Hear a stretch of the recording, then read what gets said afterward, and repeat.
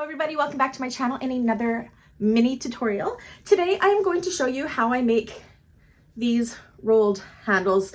These rolled handles are, this way of making rolled handles is best with thicker leathers or faux leathers.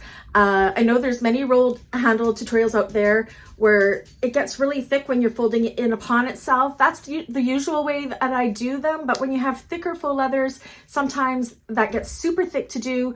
So you want to have a little bit less thickness, especially on a domestic machine, and you still want to be able to have the fun look of the rolled handles. So these rolled handles are actually a raw edge style. You can see here, can you see where I have it all, oops, maybe not focusing, edge painted here, which reminds me a lot of designer bags. You know how on their handles they have like that raw edge that has the really pretty edge paint on them. So yeah, in this one I use a more faux leather, which is actually a little bit too thin to be using with this. I ended up having to go back in and put some Decovil light pieces just in my connector pieces here, just to give it a little extra girth.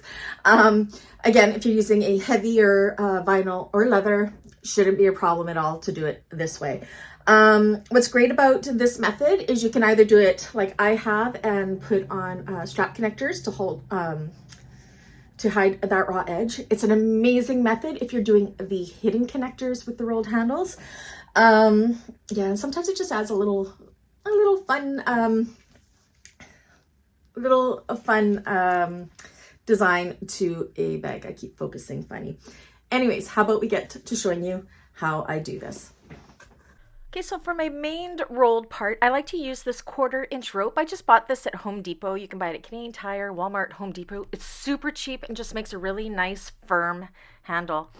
I also like to use my Giardini base coat, color, and a nice protecting gloss or a matte gloss for doing the raw edges to finish them off and to keep them protected. Okay, so you are going to need 2 inches by whatever length you like your handles to be. What you want to do is from the 2-inch side, so you'll need 2 of these. We're just going to go through and do one right now. So I'm measuring in from each short end 2 inches. I'm going to take a little bit of double-sided tape.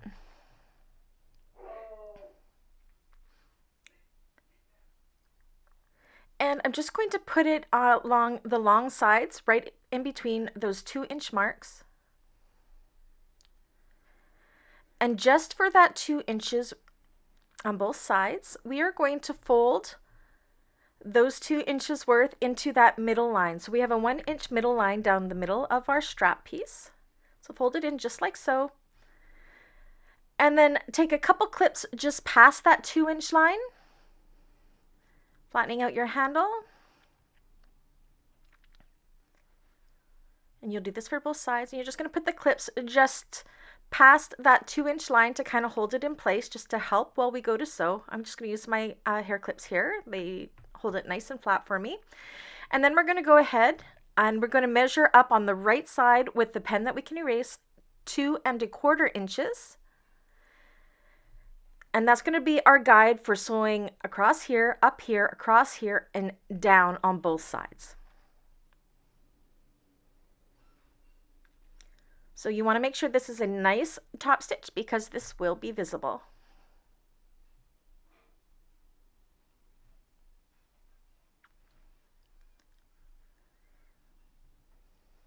Now, if you're using a thinner vinyl, before you folded in those ends, you may have wanted to put a like 1-inch by 2-inch piece of Decovil light fuse to the wrong side there, just to give it a little extra stability.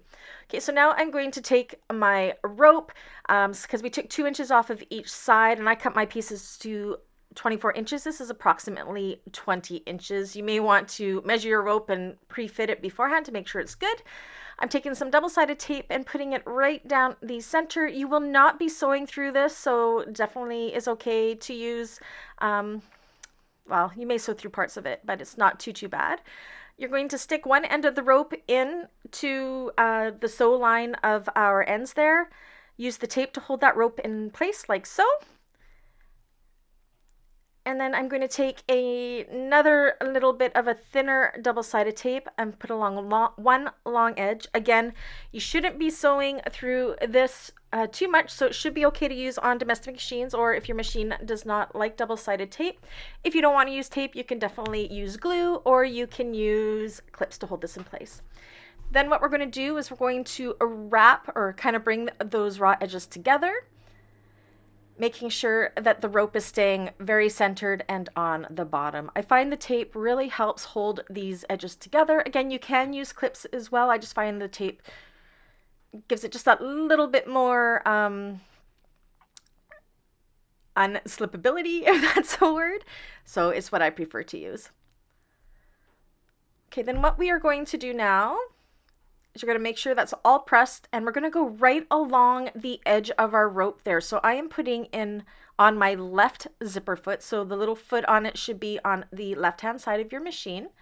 You could do it on the right, you could use the right zipper foot as well. It just depends how you are going to position this underneath. The part that doesn't have the little foot on, so the middle section of your walking foot, you want that to be nice and flush against the rope that we have on the inside. And you're going to get as close as you can to the end without sewing that part, that 2-inch part where we top stitch, because we want that to remain nice and flat. Use a little scrap of faux leather there just to make sure I didn't eat up my vinyl, because it is a little bit of a jump there. And go ahead and top stitch as close as you possibly can next to that rope.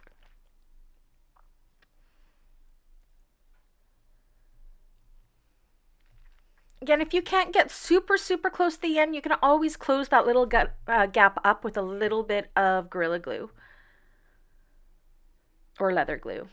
Okay, and then what we're going to do is we're going to go another 1/8 inch next to that one, going towards the raw edges. So you're a little further away from the rope now. You're just putting that middle part of the foot right next to that line that we just stitched, and you're doing another line of stitching about 1/8 of an inch away from that.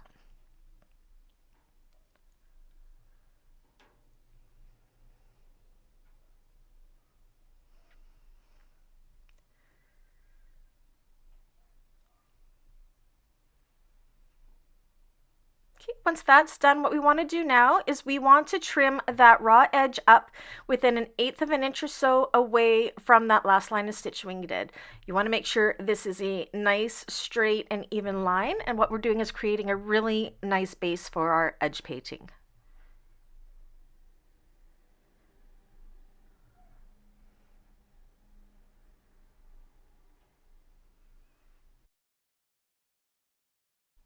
Okay, now we're going to go ahead and we're going to edge paint that. If you need a class on how I edge paint, that's down below in the description. This is what that looks like after 3 base coats, color, and my protecting glass. Now this is, you can do whatever you want with these now. Install them as per your regular way of installing connectors. You can sew them on, you can put them on with rivets. On the raw edge there, you can add a nice little strap end. All right, that's it, that's all. I hope that that was helpful. Again, this is just one way of doing rolled handles. Again, this method is best with thicker vinyls and thicker leathers. Anyways, thanks again, everybody. I'll catch you guys in the next one. Bye.